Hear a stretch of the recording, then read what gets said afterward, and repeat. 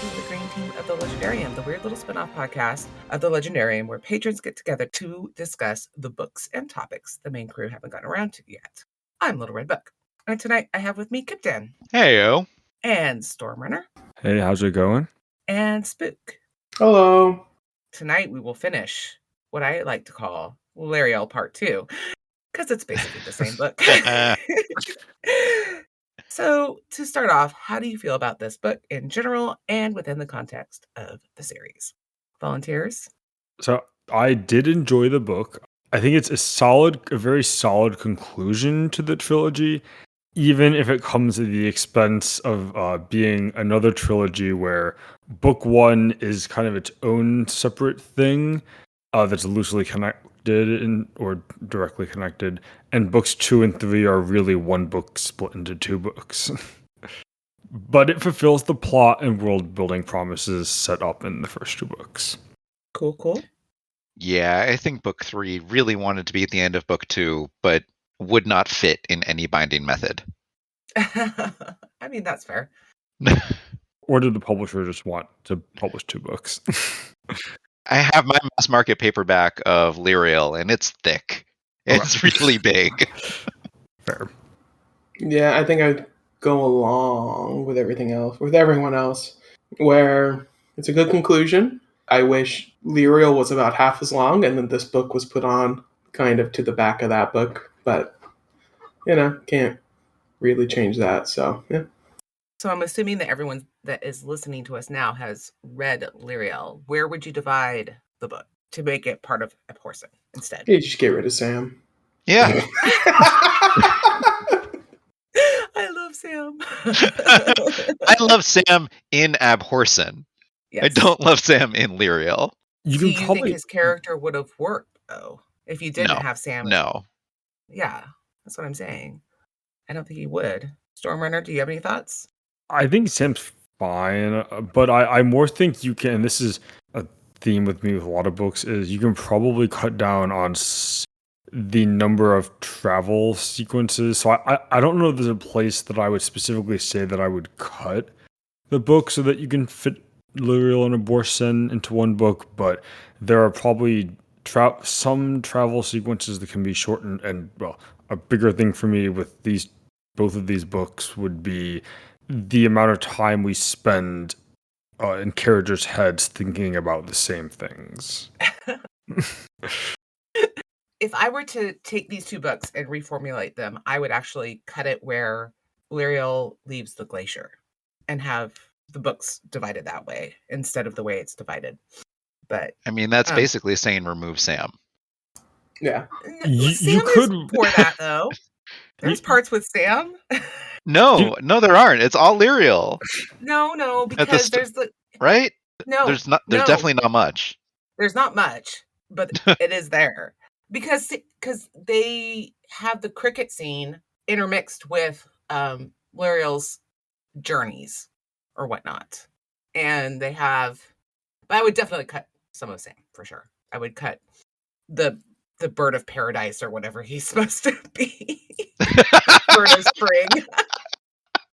That part I would cut. You could intermix some of those scenes with the glacier scene. So instead of then I'm just misremembering. But then you don't get the vindictive sleet. That's true. That was actually pretty funny. Just basically his sister being an all-around witch. She's great. She is so awful. I hate her. Hey, she showed up on time. Mm-hmm. He did. Oh, she showed up on time. Right, for Good for her. Yeah. Stormrunner and Spooke, would you guys consider reading more in this world? Yeah. Okay. I would. He kind of drip feeds the world to us. So we're 3 books in, and we still don't really know a lot of what's going on. We know a lot about our main characters, but we don't really know a whole lot about the world itself or the people who exist in the world. It's a similar complaint I had with the first book. The places where we spend the most amount of time are cool. We get that build up of kind of like what this area is, like the glacier. Awesome. We get to know about the people who live there. We get to know about this library that exists and all that stuff. But every other place, we don't really spend more than like 5 minutes in, and then we go on to the next place. Then we go on to the next place. So I would read more just so that we can learn more about what's going on for everybody else in the world. I would probably be inclined to not really read further into the series. I enjoyed what we got with the trilogy, but I wasn't super intrigued to learn more about the world or the characters. I agree with the comment about the world being spoon-fed, but and that works for a lot of what the story's doing, especially since it's more like the actual story, especially with books 2 and 3, is much more character focused, so that works. That there's not a ton of big world building sequences, but it also made me not super curious to continue. And like this is a pretty definitive conclusion, at least for the main plot threads that were introduced in the first 3 books. Okay, so Kyptan, would you recommend people read on in the series as somebody who has? I would ask about their general genre preferences, and I would ask if they're okay with middle grade fiction. That's a little unfair. No, but it's accurate. No, And it's not. I am someone who's okay with middle grade fiction, and I enjoyed it as that. I love Tamora Pierce. I would put a lot of her in middle grade. I mean, I think that's fair. I don't think that. I would say that the Specifically one about, for Golden Hand. yeah, that can be. Well, no, it's a little sexy. It's a little sexy for middle grade. I would say it's definitely solidly YA though. I don't know. I really enjoy it. Not in prose style. Okay. I mean, sure. You can argue about that part. Okay. I don't know. I like all the books I've read in this world, and there's a couple short stories too that we've mentioned one before, and the other one is To Hold a Bridge, which is actually a horror story, almost, I would say, which I also enjoyed. I would recommend it, but I recommend the short story that came immediately after this one. That was pretty fun. Across Nicholas the Wall. Sarin, Across the Wall. Yeah, for sure. Okay, so any other non-spoilery things for this book? Pretty solid conclusion. I quite enjoy it. I do as well. I really like the end of this book.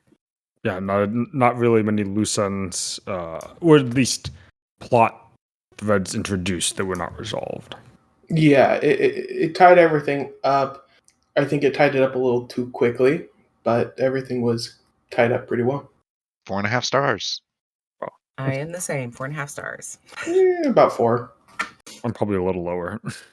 That's okay. But You can but be I lower. would accept, That's fine. I would accept 4, but probably I don't know, between 3.5 and 4. We are allowed to disagree with each other. So now we're going full spoilers. Okay, Kyptan, you have a summary for us. I do. After a quick prologue where Sabriel and Touchstone get bombed by assassins in Corvair, we rejoin our protagonists as they stand besieged by Clore and Abhorsen's house. We learn another mystery of the house, this time involving a sealed well that leads to the bottom of the Long Cliffs, and its lone inhabitant Astarael. After a brief and nearly fatal encounter with that shade of divinity, we're back on the road to the Red Lake, though without Mogget. After making it to the lake, Lyriel and the dog go to rescue Nick while Sam secures their escape route. Unfortunately, the sliver within Nick wakes and dashes their rescue plans, and Sam and Lyriel are forced to leave him behind as they escape. Having seen the hemispheres being excavated, the dog finally tells Lyriel that the thing they're up against is the 9th Bright Shiner, the destroyer Uranus, and that they must stop Hedge's plan to free him at all costs. Unfortunately, he remains a step ahead of them, though by turning into a giant barking owl, Lyriel manages to make up some time and terrify some villagers. After meeting up with the Crossing Point army, Lyriel and Sam's pace rapidly improves, and they lead a truck convoy to the lightning farm where Hedge plans to release Uranus. Nicholas fights valiantly, yet mostly ineffectually, to foil the plans of the destroyer with the curious assistance of Mogget. Hordes of dead are made, used, and broken, and ultimately Uranus is reunited and freed, while Lyriel delves deep into death to learn how the Seven bound Uranus in the beginning, while Sam and the army protect her body and life. In the nick of time, Sabriel and company arrive to save Lyriel from the encroaching dead, and they immediately begin preparing to bind and break the destroyer anew. They fail to bind him with the 7 bells, though with the assistance of a freed Mogget, now revealed as the 8th Bright Shiner Urail, he is sealed again within silver. Lyriel steals her will, and with a reforged Nahima combined with her pipes, cleaves the sphere in twain, opening herself to one last lethal strike, which the dog, now revealed as Kibeth, forestalls by biting off her sword hand and taking the blast herself. Luckily, she doesn't seem to be as dead as she fakes, and although she leaves Lyriel, she resurrects Nick as a parting gift. I want to talk about the characters and their growth. How do you feel about L'Oreal's change? I really like how she grows to fully accept her birthright and no longer seems like she doesn't bemoan her loss of the sight nearly as much, if at all. She is happy to be alive. She is happy to have the powers that she has, and she's happy to have saved the world. And very sad that her dog died. Yeah. I also really like her story. I like how she grew into this role that she had, the 2 roles that she had. And we see that continuous growth, and I like how at the end, when the dog dies, it like tells her, you have your family now. Like, you don't need me. You have your friends, you have your families, you'll be fine. As like she's crying about the loss of the dog, and it was great. Yeah. Talking about tasks that needed divine help. They all needed it. They all needed several. There was a lot of divine help, but yeah, Everybody showing up at the windmill on time at the same time. it was a very anime power of friendship ending, and we'll get into that, I'm sure. I noted how many times the dog saved Lyriel in death this time around, and it was like 4 or 5 times. It was a lot. But not the very last time when experiencing the pull of the 9th gate. That had to be done alone. Yeah. Mm-hmm. Yeah. But I did in general, like, with, again, going back with her, sticking with her growth, seeing her level of confidence increase was very satisfying, and as the story progressed. And pretty sure initially she's still fairly confident, at least relative to Sam at that point. I appreciated that part of her character, even as she was facing people like Hedge and such throughout the book. I just really enjoyed that it was an incremental increase in confidence, and she has moments as she backslides a little bit here or there. And, that's what it's really like. And I just thought it was really well portrayed. So let's talk about Kyptan's favorite character, Sam. How do you feel about Sam's growth? Hey, he made a named blade this time, so props to Sam. Major props to Sam. Out of flute metal and blood of royal lines and Abhorsen lines and Claire, he brought back the original 7 into a weapon and cleaved the 9th in half. I just love that at the very end, he's like, do you need me to go into death with you? He's got his little panpipes, and they're not very powerful, but he's like, he's so changed. And again, it's incremental. And he also gets to a point where he can realize it's okay to be afraid. Like, this is actually really scary. It's normal to be afraid in this situation, but he still pushes through. And it's complete full circle back to when he volunteered to go into death to find Hedge in the previous book. Yeah, except more self-assured, and again, going back, I do appreciate.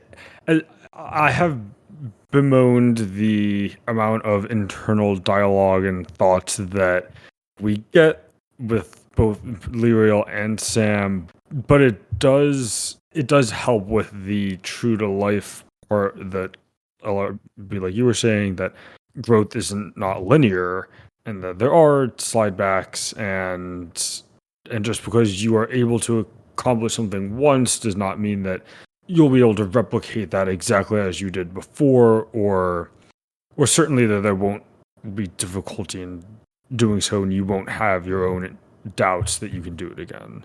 So I did in general like that about both of them. He's less whiny. Not whiny at all, I don't think, in this book. Yeah, no. Because now the plot's moving and they need to go do things. No, I like him a lot more in this book. He did a lot more things. He was a lot more confident. He had a lot more courage. And I mean, even in the last book, he did. He was kind to Mogget. Yeah. Yes, I was just gonna say he seduced Mogget with sardines. I did really like that part. It was like, why did you bring me this? He's like, because you wanted it. Because I said I would. That was a very sweet part of it. Yeah, for sure. So, did you get enough death? What we got was excellent. The everything about death and the bells, they were my favorite parts of the whole series. I wish that in general we had gotten more, particularly in Lyriel, but also like a few more scenes in both Lyriel and Abhorsen. I really like what we got. Lyriel's march through death at the end to all the different circles, gateways, was my favorite part of the series, particularly the final sequence with the lake and the stars. That was all. It's very unique world building and how it's presented, and I like that it was, at least with that section, that we progressed through each of the circles and didn't skip any steps, even though we've seen them previously. So that I really liked, but I do wish we had had a little bit more. And maybe that's, again, being a little bit nitpicky because Nyx was not. Again, the story is supposed to be more. The story is more character driven, so maybe it's an unfair expectation that we would have gotten more of either the death or just the bells and the magic. But yeah, so maybe that's an unfair expectation. But what we do get is very cool. I have a hot take about this. Okay. Fine. I love what we got of death in this book. I don't think that a sustained adventure or exploration can happen in the death that was portrayed in these books. They're too Agreed. simple. They agree, have no idea of like bounded spaces within them. One of them you just run across on a bridge. and try not to get attacked by. Try not to get attacked and definitely try not to get thrown off. Yeah. And I think that the amount that we got in this story is about max value for the complexity that we saw. Yeah, I'd much rather see much more house than death. Yeah, I want more Glacier. Are you kidding me? I want so much more Glacier. Yeah. Agreed. I don't know what other story or plot that would have been in the Glacier without. I think the Glacier could have felt like it dragged if there was significantly more. I don't know. Just give me a whole different story in the Glacier. Okay, yeah, that's fair. Mm-hmm. That's a fair point, because that would be the part that would drag would be if it was a lot of Lyriel's internal stuff. But if this other story was not focused on that, then that would help. Although living in the mind of a seer would be, or of a Claire would be annoying. Like, it's good that the Claire that we get in the mind of is only kind of a Claire. But if we had to deal with an entire book in the mind of a Claire. She has to be a Claire to be a remembrancer. Yeah, she's she about has to half. be a Claire. She's also half a person. It's her Claire blood that lets her see at all. Yeah. So I would like to say, give us a story about the men in the Glacier. Because there's men in the Glacier. Give us some male Claire. Yep, there are. They were mentioned. And I love that they were only mentioned. Okay, so you don't want that story. No, you can have that story. It's fine. But I love that they were only mentioned in this book, series. Okay. We didn't see a single one. Who knows what they're doing? It's a great reversal. I love it. I think some of that goes back to what I think it was Spooke was saying, where the world, we don't get a ton of details about different parts of the world building, other than what the characters are directly interacting with, which is not a bad thing. It just, that's the choice he made. So I guess going a little bit back to characters, but not quite. How do you feel about how Nick handled the end of the situation in this book? Nick is so tragic. He oh my really God. is. My heart goes out to Nick every time I read this story. Mm-hmm. I'm not going to lie. I cried when he died. It's so sad. He's trying so hard. So hard. I mean, he has just like this little bit of a wind flute in his pocket that's making him feel like he can hold on to himself. And that his body is a pulped wreck, just covered in blood, and he's got nothing left. Mm-hmm. This poor boy. Mm-hmm. For sure. Any other thoughts on that? No, it was tragic. I think the initial idea of him being bound close to both life and death was very tragic, but also conceptually interesting. But sad with how he got there. And he is very, very brave at the end. Because he's still like, I'm going to shut down that switch. I'm going to stop the lightning. Yep. Oh, and there are some scenes with him that were very gripping, like this when I think it's Luriel is trying to rescue him on the lake, and he's internally fighting with Uranus, and she's trying to somewhat bind him to the best that she can. That was a really good scene, and that was a really good Nick scene to see him, both to see Uranus's power and also see Nick's willpower in resisting that.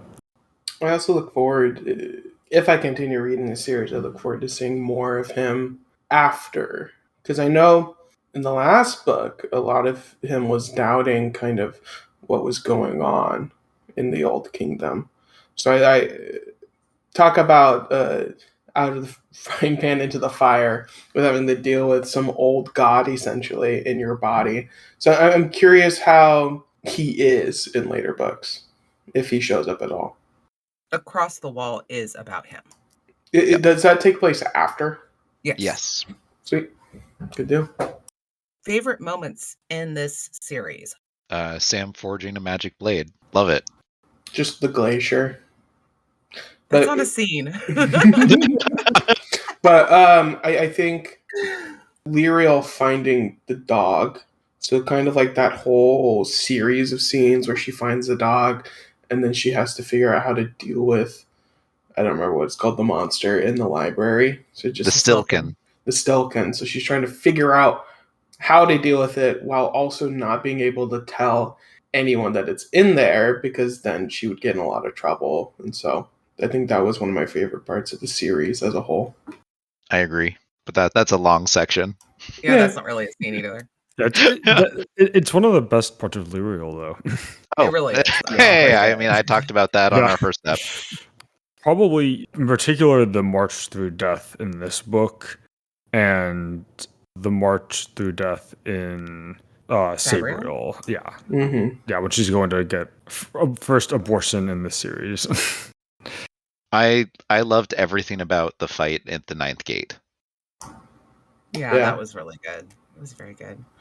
I want to say that one of my favorite scenes is when Nick is at the lake and he's convincing himself that he's hallucinating because he has a talking owl and a flying dog in his tent. And it's very funny in a dark sort of way.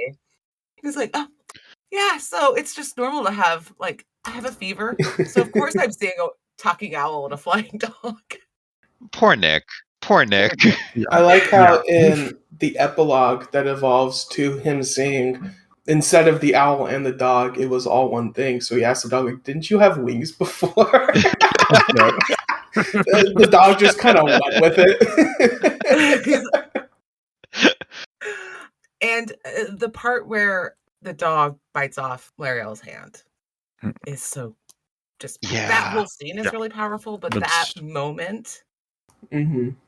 And then also the part where Maga is saving Nick. It's got to be one of my favorite parts of the book. Yeah, I like that scene a lot. Oh, there's also the section where she's flying as a giant owl with Nick over some people. And they're just I love that one. I wanted more of that. Did you see that? Oh my god! I've done that in D&D. It's great. Yeah. And it's the scene that is scariest to me is the lighthouse scene, and I thought that was really well done. Very well done. Yeah. Just keep firing rockets. Yep.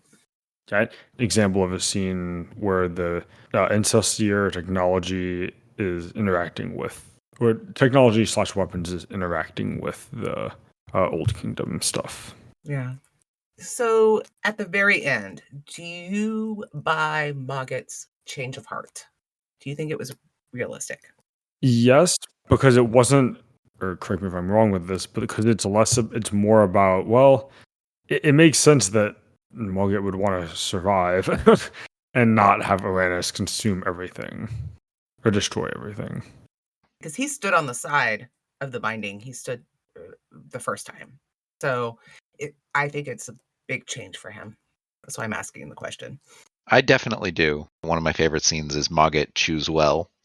Mm-hmm.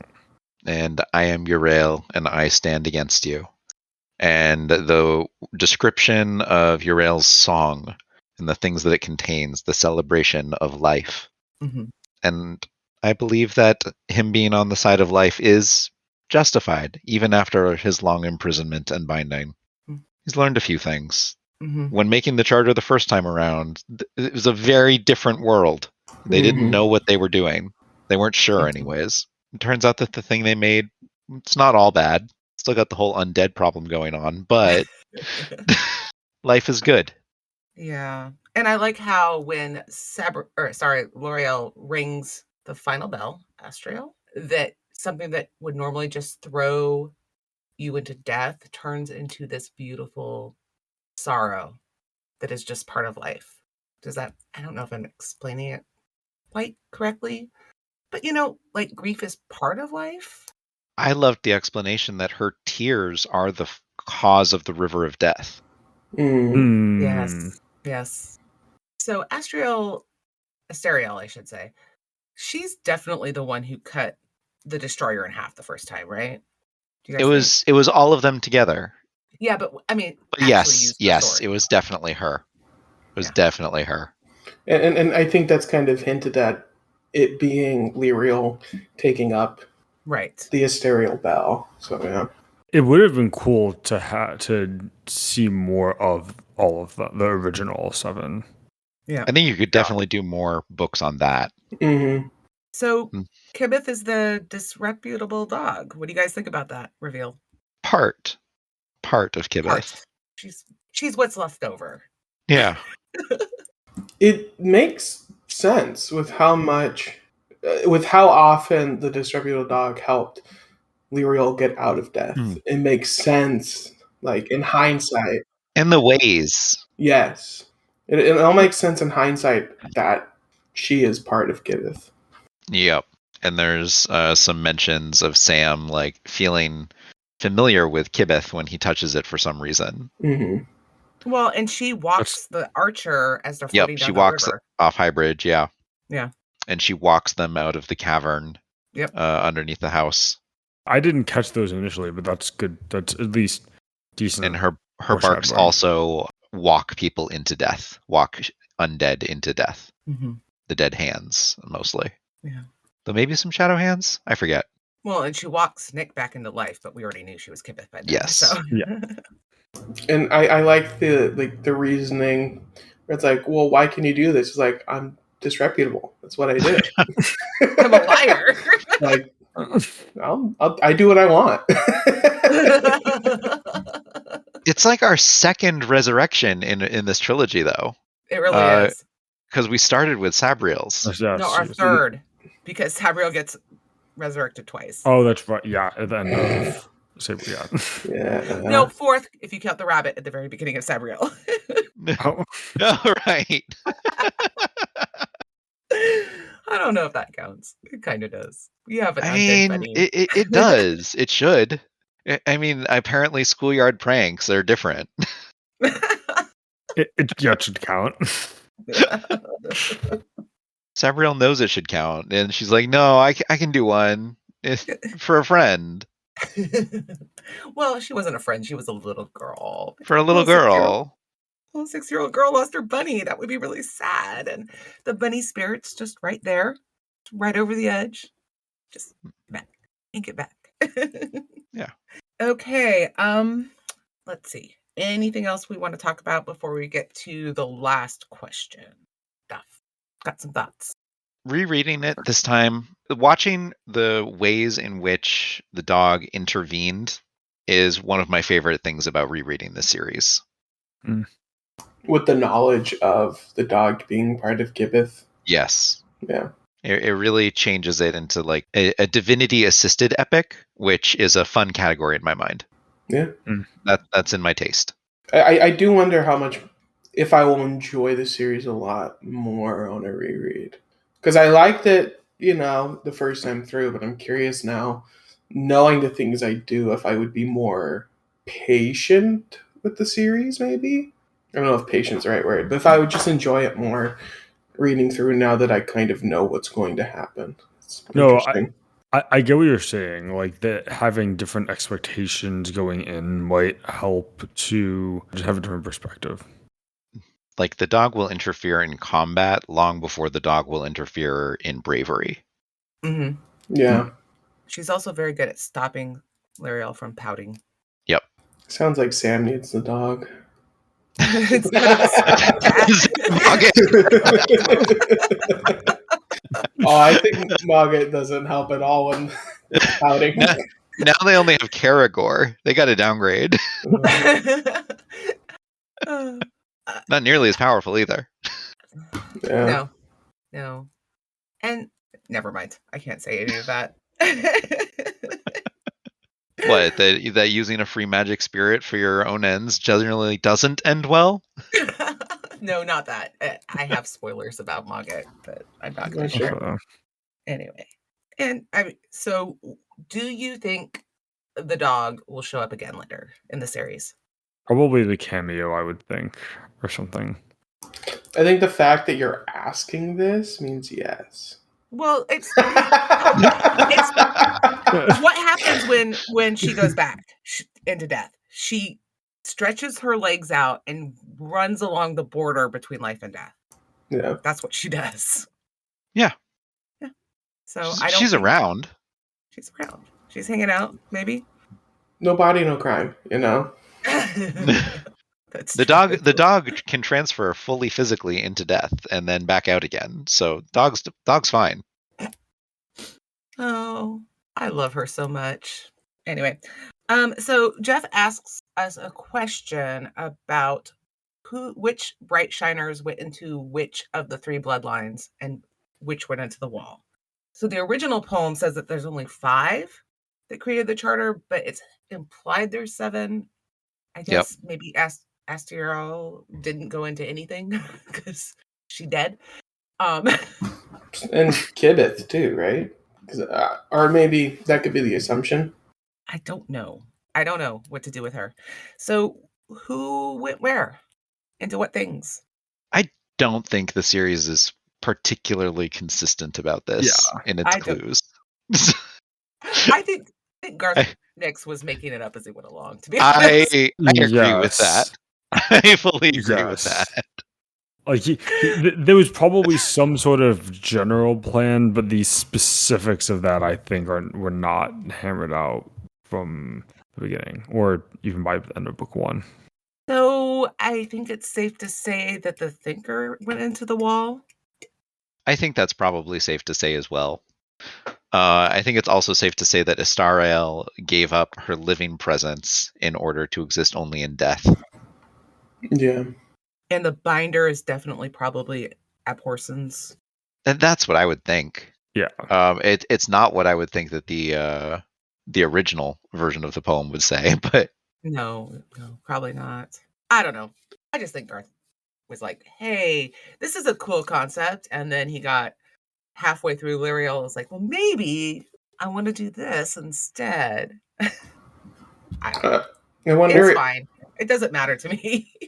For the one about seeing all in frozen water, I assume the Claire. So yes, that's 2, right? 2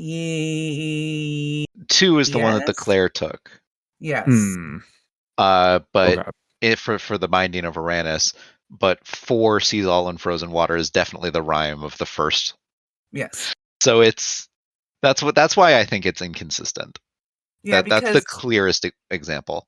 Because the twins take up the Waker, Martial. And that doesn't seem like something, I mean, I guess, I don't know. It doesn't seem to fit. I could be wrong. I don't know. They're not all, the bells of the binding and breaking are not all about the royal lines, right? Because didn't Touchstone take Rana because he was a sleeper? Yeah. Yeah. That didn't seem super consistent to me either.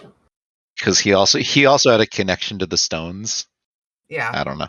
because only the kings, the royal lineage, can rebuild Charterstones. Yeah. I don't know. None of it makes sense. It's Just don't worry about it. I think that's because he, in that sense, a lot of the world building elements were there to as vehicles for him to tell the story he wanted to, which like works well, but it means that he was not terribly concerned about that when he was writing it. And I think I've actually seen an interview with him. He's not an outliner. He lets the world flow. I think I can tell. Yes, and that's fine. It's a really great story. I love it. Is that consistent with his other series? Keys to the Kingdom? I've read some short stories of his, and then I've read the Mr. Monday series. Yeah, but I read it once, and it was fine. It was fine. And so I don't really, like, I've read this enough to say for sure, but I would say probably, I would say it's consistent with Mr. Monday. Sure. That series. Because I just remembered the end of the series, and I'm like, that's just how he writes, you know? Yes. Because a lot of what I enjoy reading is the world takes first place in terms of like what they're making. So it's interesting reading another series where it's the characters who take first place and going, I wish I knew more about this. Oh, well.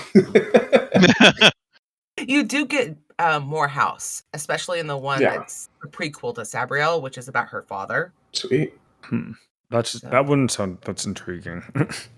That's the only one I haven't read. It's actually, I think you would probably like it more than the other ones. Okay. But I really enjoyed it. It feels much more adult than the other ones, I think. Great. And you get to meet Sabriel's mom. I always ask for more Wyverley College, right? There is a whole section of Wyverley College in this book. Yeah. And you get a lot more kind of inter-family politics in the story. And you also meet several characters that are in L'Oreal and Sabriel make an appearance in that story. Do we finally meet like Sonar and Rael's parents? No. No, we don't meet them. Oh. We do meet a ranger, a Clare ranger. Are they who are the Clare Rangers again? They're the ones who patrol the glacier and fight off all the polar bears. The polar bears. Yep. Do we get to meet any of the Clare male wives in that series? No. Male wives. Male wives.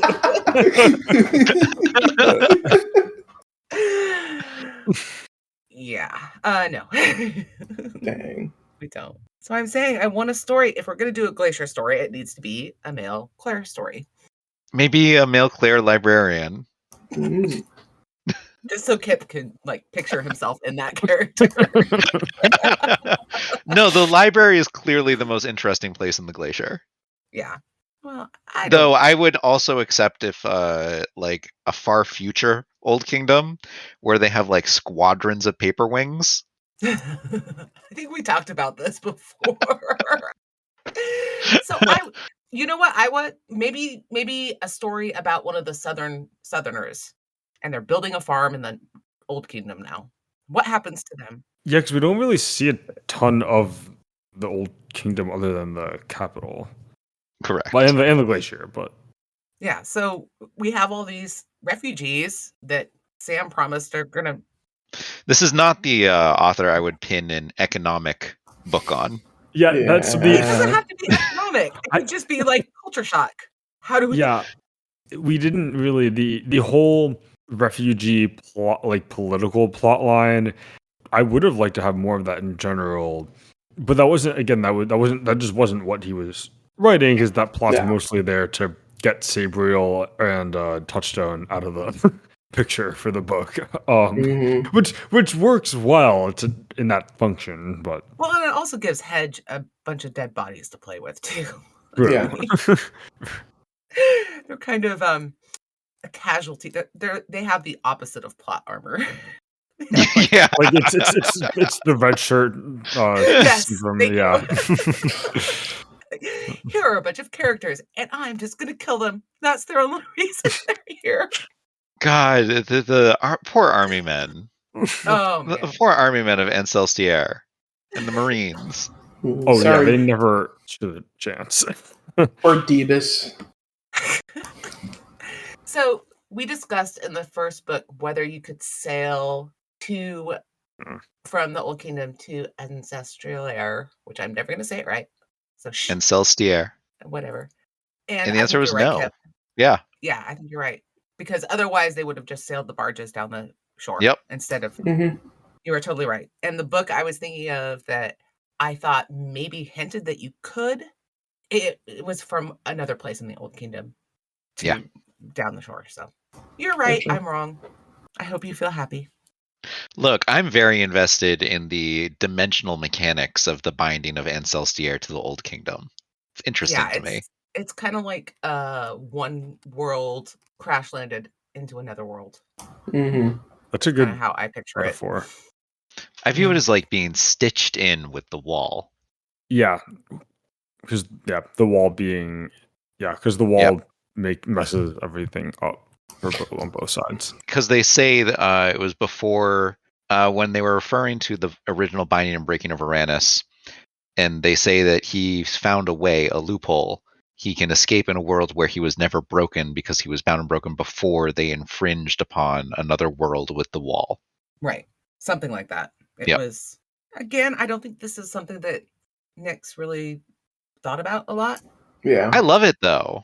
I think it's great. You know what? I love me a good portal fantasy. And this is like one big giant portal world. Yep. Yes.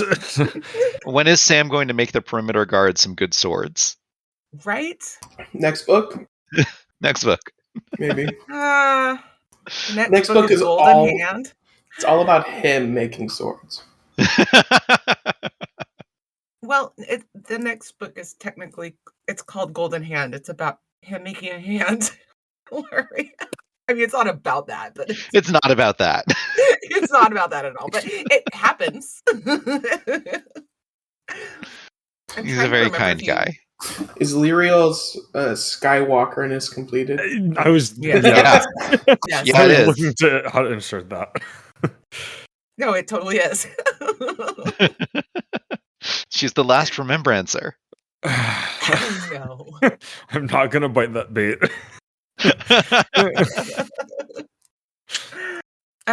Any other final thoughts before we go?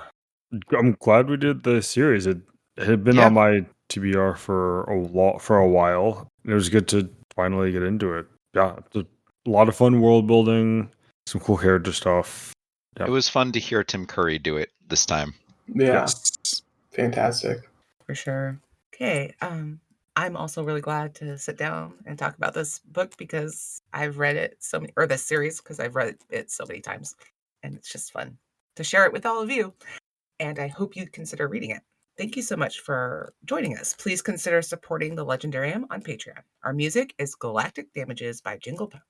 Thanks, Craig, for loaning us a little corner of your media empire, and for Horizon Brave for starting it all. For Kyptan, Spooke, and Stormrunner, I'm Little Red Book. Night, y'all. Good night. Good night. All right.